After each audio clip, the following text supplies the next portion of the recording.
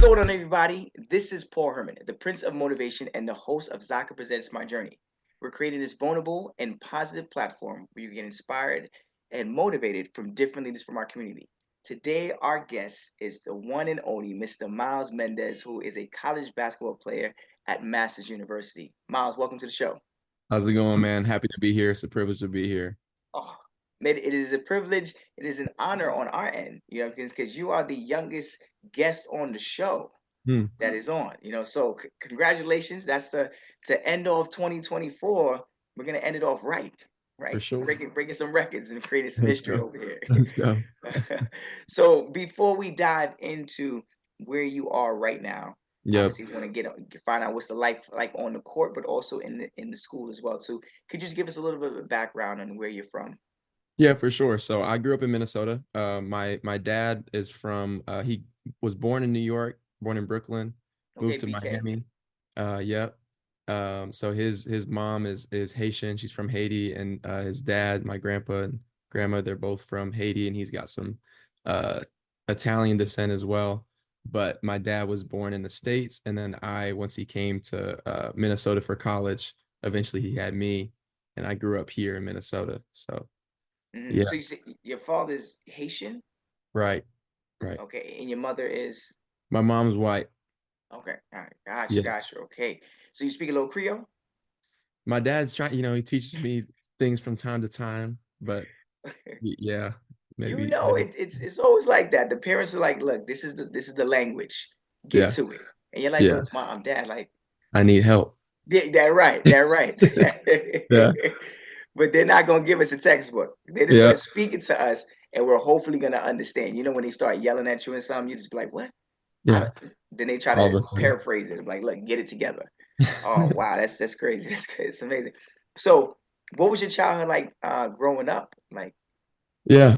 No, so I grew up south of the city, south of Minneapolis. And a lot of it had to do honestly with basketball. My life was just really just kind of consumed with what my little brother's doing now. My little brother's 15, and I just see him doing the very same things I'm doing, is all the practices, the getting to the extra workouts and everything kind of was revolved around hoops. But outside of that is like hanging out with friends, being a normal kid like anybody else. It's like want to go to the park and hang out, want to go play like paintball or airsoft and things like that, or whatever it might be, and be outside, hang out with the neighborhood kids.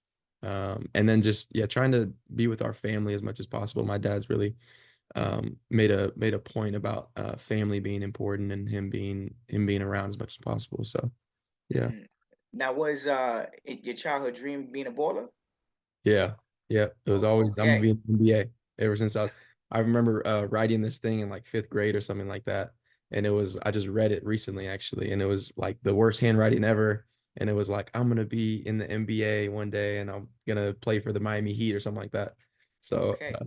yeah, that Okay. was always the goal. Now, a question I need to know is like, was there someone to inspire you in this pathway? Yeah, so I think initially I saw my sister play. My sister she played at Hopkins High School and eventually went to a D2 school. And I like watched her kind of growing up playing. And was just like I want to do that basically. So it was my Mm, sister, she was pretty good. And then like once I kind of got a feel for my own in the game, I love watching the NBA. I love watching like LeBron. That was mm, like, like people in past generations are like, oh, it's Michael or it's Kobe yeah. maybe. And I Yeah. guess Yeah. Yeah. I'm young enough where it's like for me it was LeBron. I saw him, basically his whole career. Yeah, So yeah. That's a beast right there. yeah, for That's sure. what position you play? Forward. Okay. Okay. Yeah. Okay. All right. All right. That's what's up. That's what's up. So, what was like some of the life lessons you learned when growing up to kind of implement on the court, but off the court? Yeah, for sure. I think the biggest thing that I've just learned is like setting realistic goals. Because I think a lot of times people might set a goal like even me, it's like I just said like, oh, NBA, and it's like that's a great goal to have as a very long-term thing, but there's a lot of like diligence that goes into that and endurance and persevering. Because I mean, I can get injured, and then sometimes people get injured and they're just like, oh man, like mentally I can't go back into the game like for whatever reason you're off. Um, So I think it's setting realistic goals and then diligently pursuing them, um, and continue to like, I guess when I say realistic too, is like some people aren't as gifted athletically if it's on the basketball realm, or you're not as gifted in that business mindset if it's off the court things. So know where you're gifted at, know what God's given you, and then implement that to the end that he'd be glorified. I think is Mm-hmm. it's the biggest thing. And you definitely are leaning into that. I mean, you're on the court. I'm hearing you're a beast on the court. You know what I'm saying? I got to look at these stats, but I'm hearing some good numbers. Some good That's numbers. good. So then the next question that comes up is like, what quality um that you possess that you feel like kind of like sums you up? A quality. Hmm. I would like to think that I'm like welcoming like to all kinds of different people. Um, Oftentimes there's people who, you might be in a certain sector of, or you know, a separate kind of how do I say this, like demographic, let's say. Mm, Um, and you're just over here and you're content over here, you're maybe even complacent over here. I would like to like welcome other people into just being able to have a conversation, or to just sit down, or maybe even just live life with, or whatever it might be. So being welcoming and just letting other people um, express themselves in the way that they want to, but also in a way that we can have a relationship as well. mm, mm, mm. Yeah, Do you feel that comes from like one, like for example, I know some of the previous guests had mentioned on shows like the Haitian culture and how yeah. embedded it is in family. And I know you said something about your father as well too, with the whole family aspect. Do you feel like something you adapted from the culture? Yeah, I would say so. I mean, my dad, I think is pretty similar in that. That's something that, though, even though he is that way, I don't think I really picked up on that until just in recent years. Um, when I had got saved, I heard the gospel and I got saved, and I understood it's not just about me, it's not just about my life, it's not just about even the things that I'm concerned with, but it's very much so about other people, and it's about glorifying God in that. And I think that my dad may understand that more than me when I was growing up, and now as I've heard that message of truth, I'm being able to jump in on that as well. So I think it does have to do with the culture as well, and I think that's where his motivation for that comes from. Mm, And I think I found my motivation in a different way. okay. Yeah, yeah, And now going back to the game, I know you mentioned that your sister was like an inspiration, but did you develop the passion just only from your sister, or was it like I know you said you watched LeBron? Was there anything else that kind of inspired you to kind of like take the leap of faith? Because you could always watch your siblings, right? right. Especially an older sibling, but then you say, I don't want to follow in your footsteps. I'm gonna go do something else. Yeah. What made you say, let me pick up this basketball and let me put some work in? Yeah, I think it's being competitive. Like I want to win. Like I like winning. And I was just saying to somebody yesterday, we were playing Mario yesterday, and I'm like, Let's go. Come on, bring it yeah, back to the classics. you know what I mean? So like I don't even want to like I think I don't like losing more than I like winning. I don't know if you Yeah, no, feel I'm, the I'm same with you. way I'm maybe. a I come from an athletic background, so I ran D1 track and field. So Okay. every time I got on the track, no matter how little or tall the person was next to me, I was like, you about to get roasted. Yeah, yeah. So I think it's like like I guess like maybe she got me in the door for like, oh, I want to at least go and try out, I want to play. And then once I Mm, started playing, I was like, it's like this is fun. Like I want to compete. I want to beat this person next to me that thinks that they can win, basically. got you. Um, When did yeah, you know you were good? That's the real question. that's a good question. I think in fifth grade when I made the A team at our travel ball, because I never did travel ball up to that point. I was just doing like our like in-house. We just play against like the people in the community. But then I jumped into travel ball in fifth grade, and I was like, I like actually like made the A team, made the top team. So I was like, oh, okay, I feel good about this. And Mm, then had a little confidence from that. You know what I'm saying? yeah, let me Um, guess, you were the only one that did that. I don't know. I had to think back on that. Man, It, look, I'm in not fifth sure. grade, jeez, he's like, yeah, it was not even like I scored the winning basket. You know, right? In fifth grade, I got selected to be on the A team, the travel team, not even the A team inside the house, A Yeah, team travel. So shout out to that. Like it's you already know. then you are in the right place. You Yeah. know, see, and when you're getting those affirmations, those confirmations that you have been anointed in the sense of uh, that basketball and you have a connection, you just leaned into it, and it's taking you all the way to university, and definitely going to take you to the NBA. Hint, hint. I don't know what draft pick you're going to be, but you're going to be out there. That's what's up. That's up. What was like? That was fifth grade, but like, talk about like high school now. Like, what was like a memorable moment in your high school career? Yeah, for sure. Um, One memorable moment for basketball was our dunk contest. We had there were like our we did a dunk contest to start every year.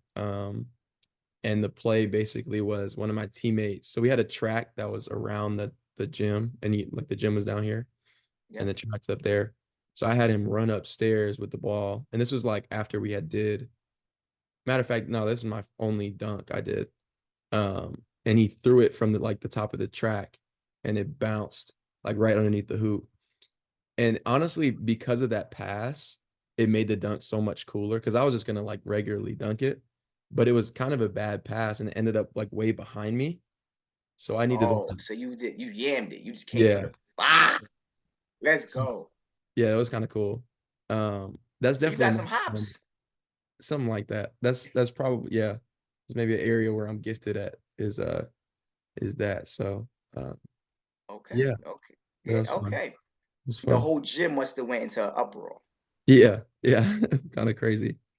It's so funny. Like, even like, I think back of growing up, and whenever someone dunked, it was always like you were God. You were gifted. Like, if you could Yeah, touch the rim, let alone the backboard. If you could touch the backboard in a game, they were like, "Yeah, you touched the yeah, backboard."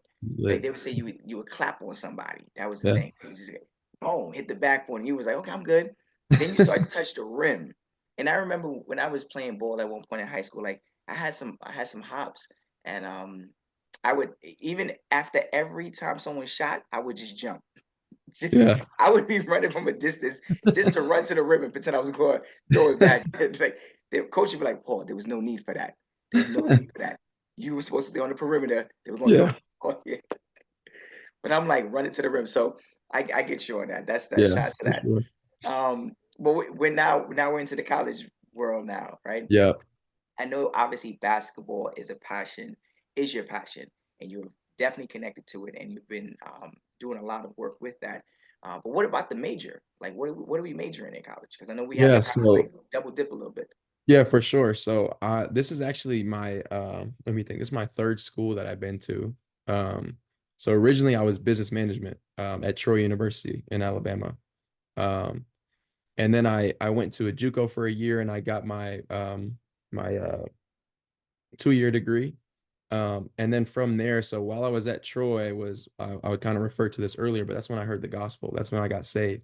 So my life up to that point, like very much so, was like I was saying, consumed by basketball. And then when the gospel got inserted into my life, that was flipped in a positive way where I can still play basketball and enjoy it, but it's not for me anymore. It's for the Lord.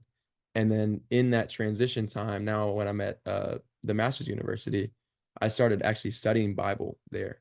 So I'm a Bible major. I'm going into my last semester there now. So And then um graduation. yeah, and then graduation. Yeah. Okay, so we talking about May? Yeah, May. Yeah, that's the plan Wow, to be done. It's wow, crazy. brother, wow! Congratulations on that. What Yeah. are you looking to do after college? Like, right off So the I'm top. actually planning on coming back to Minneapolis and working with the church here. It's called Bethlehem Baptist Church. And then we work on college campuses and go in and share the gospel and try to just see if students are willing to come to church and hear about truth.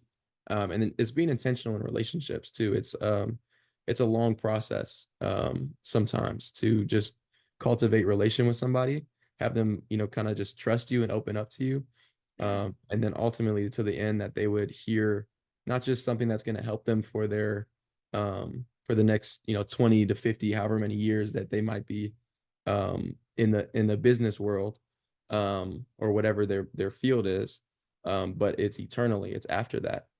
That's what the gospel message is about eternity, not just about right now. So that's the plan is my wife and I are planning to come here and work here. So Oh, congratulations, wife. Yeah, yeah. that was Yeah, we cool. got married in August. So Oh, it's been congratulations. just like That four was right months. around the corner. Yeah. Yeah. Kids? No kid, yeah, no kids quite yet, but Okay, all right. I was about to say, hold up. How you juggling all this? I was like, let's cut the interview right now. Let's get right to the thing. How are you juggling this? Right? How is and on a side note, like I know you're saying about a wife, like how are you managing that relationship? You know, what I'm saying I know you're a man of faith, but how are you yeah, managing that relationship with God, with uh, basketball, with school, and also being with your wife as well? absolutely. That's a good question. I say it's a good question because it's not easy. There's a lot. And like basically my day is just like I'm even working part-time because I mean I have to work, but I got practice and I got classes as well. So my day is pretty packed. Um and and then obviously I get home and the real part of my day in terms of like being with people is being with my wife. Like the day hasn't really started yet. Like I haven't really like exhausted um my thinking and my love and all these different things until I'm with my wife. And I can, ask her questions, see how her day was, pour into her. Um, so how is that happening? Is I don't uh I don't separate all the different parts of my life in terms of one thing is more important than another. So I have the way I think about it is like if you heard like of a concentric circle, I have Mm-mm. I have Christ in the middle of everything, and that stems out into every area of my life. So if the scriptures are informing my life and God's word is informing my life, and me desiring to live for Him is informing my life, then my work, my part-time job that I have at our school, practice, my classes, homework, other relationships with professors or with other students, and then of course my wife, most importantly, um, is all going to be done in a way where it's unto the glory of God. It's all worship. Every single part of my day is worship. Even if I'm, sitting here on this podcast, or if I'm going to the basketball court later, or if I'm sitting and having a meal, whatever I do is done unto the glory of God.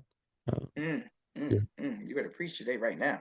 yeah, Jump yeah, on, jump yeah, on, come on, for and sure. and and really just let people know like it's important to believe in something more than yourself. You know, no Yeah, matter what absolutely, denomination you are, to have a belief in faith and believe in something higher than you to kind of help you navigate through life. And if you kind of keep that at the center, at the core, some people are still developing their morals and their lifestyle and what they want. But if you have something as like a template to kind of go off of, then you can kind of implement that. And I like how you said you implement it. It comes from the core and it kind of like branches off for versus like sure. I'm gonna do this way. I'm gonna do this way. No, this is my core, and then Yep, from there it kind of branches off. That's beautiful to hear from you, for especially at a sure. very young age, to know how to navigate through that because that's a lot to kind of go. Yeah, The amount of pressure as well too, being on and off the court, obviously holding down a relationship, a marriage, it's a lot. yeah, Um, yeah, that is good. something I had to ask because I know you said being uh, mixed culturally, right? You said Yeah, Haitian, you mentioned Italian, you mentioned your mother's of Caucasian as well. right. So what were like some of the challenges you faced, in navigating through like school? Yeah, yeah. I think that there was always certain things as I was growing up. Cause like so when I said I went to the suburbs, like the name of my school was Farmington High School. So we were in a farm kind of area in town. So all that to say it was a predominantly white school that I was at. Um and I think that there was probably always just like certain underlying like, oh, he's, 6'2" or whatever I was in high school. And like just a bigger guy and obviously darker complexion. And there's just like something to that for them. Something's going on in their thinking. Mm-hmm. Whether or not it's always coming out in their words, it could just be a disposition, and that's, in some way or another, like you can tell, I guess is what I'm saying. Um, Mm-hmm. so kind of all those things. There was never any like major things that happened where I was like, like, whoa, that's racist or like something like Yeah. that. Yeah, But okay, I got you. But with Might be that some being some said, underlying stuff going on. yeah.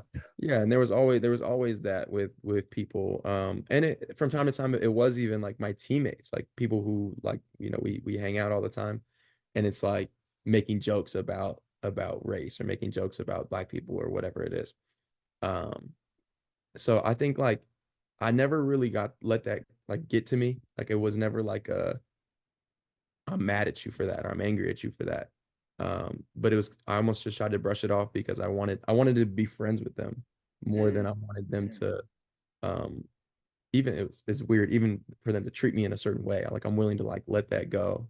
That makes sense. So yeah. And that is a very hard thing, especially at whether no matter what age you are. You know, we see it in as young as kindergarten, all the way up to like the corporate office.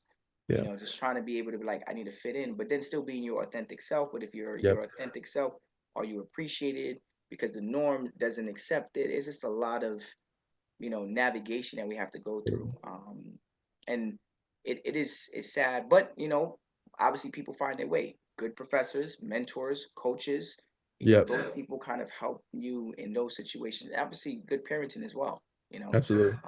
How I know when we talked about juggling, we talked about the various different aspects of it, but how are you making sure that your athletic career does not affect your academic career? Because I know that obviously in college it goes hand in hand. Yeah. You're doing good in school, keep your good grades up, scholarships will be there as well. Like how are you, Yeah. making sure that one doesn't take over the next?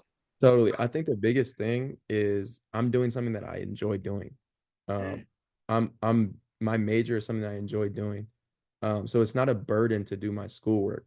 Um, I enjoy doing it. Like it goes well. And then I think how they don't intersect is like they just are going to. You can't like like you're saying you're a D1 athlete. Everything's claiming top priority. Your basketball track practice is claiming oh, top priority. that's crazy. Relationship with so and so is claiming top priority. Every single class, if you're taking 5 classes, each one gives you the amount of work as if like that's a full-time job almost. Like you're all these books you're reading and like papers you're writing and all these different things. Um, so if everything's claiming top priority is like you just can't do that. So in one way or another, they're just gonna intersect because of the nature of it.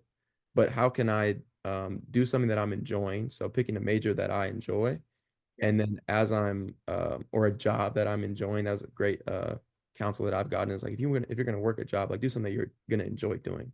Anyway, Mm, mm. um, No, I get you. I get you. yeah, That's big. That's big. That's something. totally, And you're saying it at a, and I keep saying young age, but obviously you're an adult. But I'm saying at the age that you are currently right now, a lot of the thought leaders and guests that have come on said the same exact thing.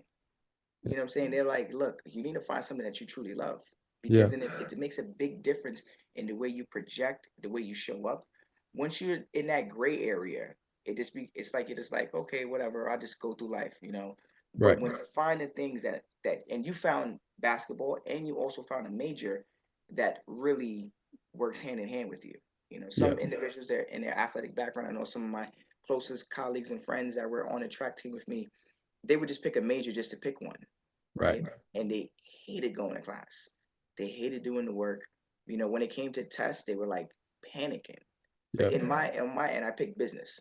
The first major you picked, business yep, management and marketing. That was mine. yep, And I fell in love with it. I was like, hey, I love this. So when I went to yeah, class, it was like a breath of fresh air. It was a little stressful. I ain't gonna lie, for right? sure, On managing the D1 and this, yep, yep, missing classes because of track meets and feeling like you were behind. But I could only imagine in your shoes, same exact thing. But I'm glad that you're finding ways of managing that. What's like the best lesson you've learned in your college career? I know you said that you have one more semester coming up, right? yeah. I think if you can, so something I've really appreciated since I've been to 3 different schools, the school I'm at now, the Masters University, is the only school where I've seen the professor and student relationship be really like a focal point of learning. So I think the best as people can, and I know a lot of other schools just that it's so cut and dry as like the professors are just maybe they're doing something they don't enjoy, for example. So it's not There they're we like go. I'm just here to teach the PowerPoint and then I'm gone. But my professors is like I've had them over to my house before, and I've gone to their places, and like we've hung out, and we've can sit down and like have coffee together and whatnot. That's Um, nice. That's nice. That's nice. so I think yeah, that's been a really important thing, and I think like how that translates is like knowing like whoever's your boss. Everybody always has a boss, and knowing your boss really well, and being willing to serve, being willing to give Mhm. of yourself, and not in a way where it's like, um, uh, I'm gonna give just so that I can get back. That's not the point. It's I'm gonna Yeah. give so that person can be blessed. Um, Come on. so Come on. Then you have yeah, more people around you that are blessed. yeah, That's amen. it. You want a circle of blessed people around you. Yeah, You don't want to be the only one with the light. If the light is shining down on 10 people, that block is lit. that's true. The block is lit. So I don't know about it. The way I think about it is that I'm like, look, I can put all the light on me, but then Yeah, that means that I'm the only house that's lit on the street. But if I have the whole block lit, then everyone's gonna want to come to us. yeah, Everyone's gonna be like, we need to be more. We need to inspire the world. The world's a yeah, crazy place, and whether we inspired it on the court or in our collegiate career or even in our life after college, like it's important to shed that light. So I'm glad that you've found that light within you and you obviously utilize it. But when finding that light, obviously there's a lot of obstacles that are going to come your way, yeah, adversity, struggles, ups, downs, the letdowns, a lot of them. What would yeah. like give me an example of something a difficult time that you had to kind of navigate through, and how did you overcome it? Yeah, for sure. So as I was this, and this kind of interjects a lot of basketball and just life things, is as I was pursuing just playing basketball at a higher level, um, coming out of high school, I was 17. This is in 2019. I graduated in 2019. I was 17 years old, and I was like, I didn't have a ton of offers. I wasn't marketed in that way to get to have a bunch of people like wanting me to come to their school. So I went to a prep school for a year. And really it ended up only being like 2 months because they got shut down. And that's kind of why that was a trial, is like I'm pursuing what I think is gonna put me at that next level. And the Mm, school gets shut down. But just before that, in the summer, my grandmother passed away. My dad's mom passed away. sorry. Um, and so those two things combined, and this is in 2019, and obviously, like I got home in I think November or December, and then the next couple months is COVID starts. So you got like back to Mm, back to back, kind of like all those three things happen. Um, and I'm at home now, no basketball. My dad's really just weighed down, even just depressed. Um, and and then there's this COVID, who we didn't know even what it was for the yeah, first however true that, long. true that. So yeah, there was a lot of confusion, and that was definitely like a very hard time. And I think that that's even just a big part of my testimony in coming to know who Jesus is. Because following that year, going up, that's 2019 going into 2020, and then in April of 2020, I got that offer to Troy University. Um, and that's when I got that offer, and then that rest of the semester, um, I was like obviously super excited to be at a D1 school. And like Yeah, after I yeah. just came from where I just was at, and all that hardship led to this. And then what I really, in the grand scheme of things, sometimes the Lord lets you see his plan overall. And what I saw there was in January of the following year, I got the gospel shared with me, and I got saved. So it came from a couple years prior, where it was like, man, like I'm never gonna hoop again. My Mm, dad's going through a really hard time. I just lost my grandma, all these different things. Um, and then now, like, complete radical change of life, where um I learned who Jesus is. I learned who what the gospel is. And that has radically altered my life. mm, So yeah, just I mean, to yeah, answer the question, is like from that really hard time to mm, this, is mm. it's been a blessing. So And you definitely, there's a lot of people out there that talk about it, but they're not about it. You really are about it.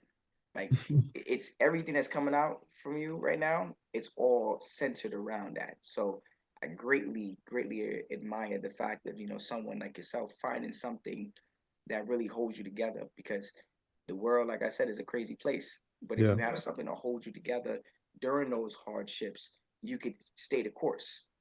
But when you don't have those things in your life implemented, when that time comes, where's your safety net? And Yeah. your safety net could be the court.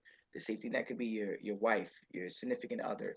It could be your schooling, but there needs to be something stronger than those things to hold it together. And that is beautiful to hear from you. You know what I'm Yeah. saying? Because that's true inspiration right there.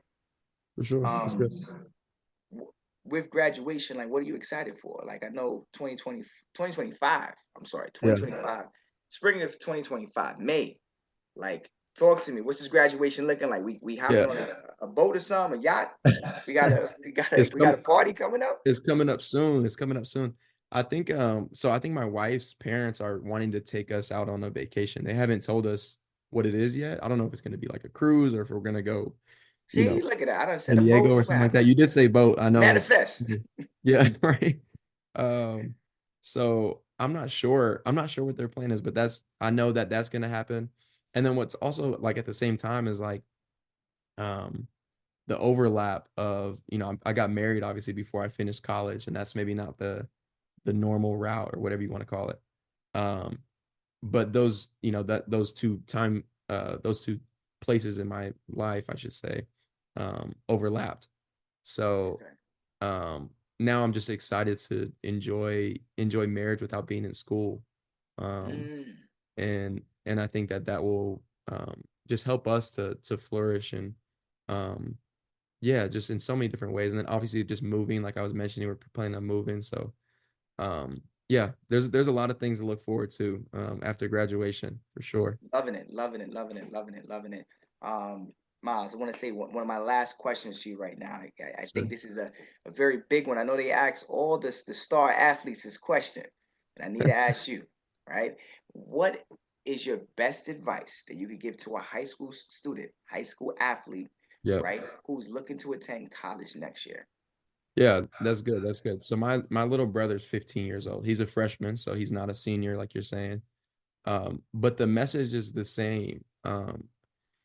In terms of being an athlete, it's basketball or track or baseball, whatever you're doing is consuming. It takes up a lot of your thoughts and a lot of your time. Like my little brother woke up at like 6 o'clock to go to shoot around. He's got a game later tonight, and I'm like, he's more dedicated than I was, to be honest. Damn, Like six. crazy. And he's 15, so it's like it's consuming is my point.